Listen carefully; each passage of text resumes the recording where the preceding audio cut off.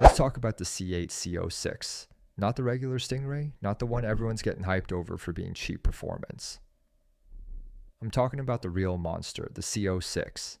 The one that's got Ferrari owners sweating in car forums and full-on denial. This thing didn't just shake the game, it flipped the whole table over. And yeah, it makes people mad. Really mad. But not for the reasons you'd expect.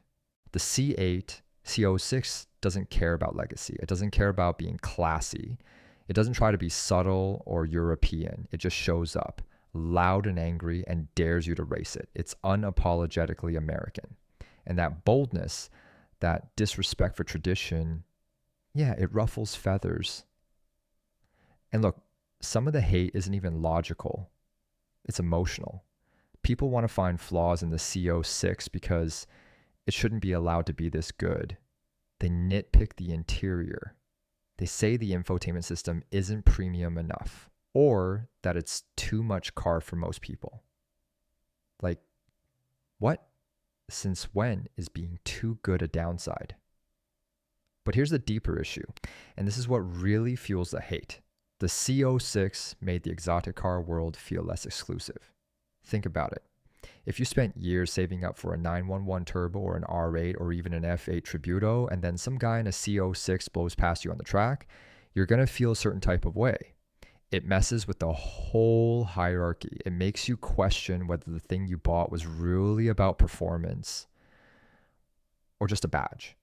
And it gets worse when you realize the C06 doesn't compromise. Like, this isn't one of those great for the price cars. It's just great, period. The engineering is world class. The sound is unreal. The track performance is legit.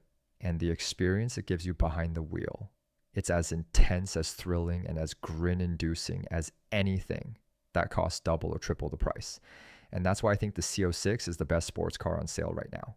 Not just because it's fast, not just because it's loud, but because it gives you the entire experience. The looks, the feel, the engine, the drama, without the price tag, without the maintenance bills, without the pretentious brand baggage.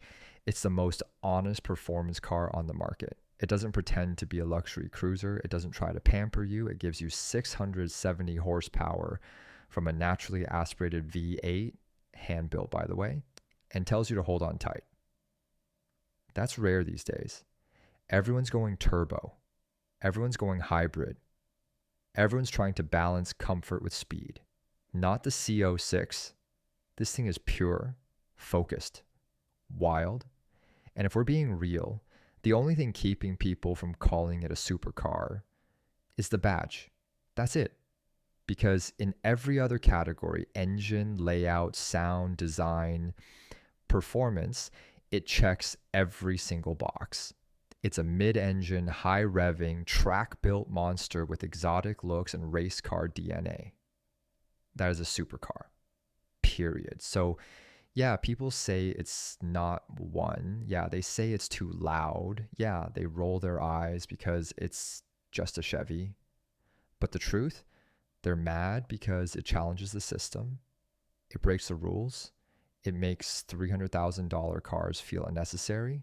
It exposes the fact that performance doesn't have to come with a prancing horse or a raging bull on the hood. And that's what makes the C06 dangerous. Not just because it's fast, but because it proves that greatness doesn't have to be overpriced. That you don't need to be a millionaire to own something exotic. And that scares people. Because if that's true, then what were they really paying for? That's why the C06 makes people mad. And look, I get it. There are always going to be people who say it's still not a Ferrari, or it's missing that exotic feel and or whatever, and that's fine. Not everyone wants a car that punches as hard, but if you actually care about driving, like really care, then the Z06 just hits different. What's even crazier is how livable it still is. You could daily this thing if you wanted to. It doesn't punish you like an Aventador or overheat like a 458 stuck in traffic. It's reliable, it's relatively efficient, it's comfortable enough for road trips. You get a front lift, decent visibility, modern tech, and a 5-year warranty. That alone should make Porsche owners start sweating a bit. So go ahead, keep calling it just a Chevy, keep saying it's not a real supercar, but just know, every time you hear that high-pitched wail screaming down the straight, ripping through the gears like it's mad at the pavement, that's the sound of the game changing. And no amount of gatekeeping is going to stop it. The team behind it didn't just want to build the fastest Corvette, they wanted to build the best driver's car in the world. Something with soul, something that screamed at redline, danced through corners, and made your palms sweat every time you pushed it. And that's exactly what they did.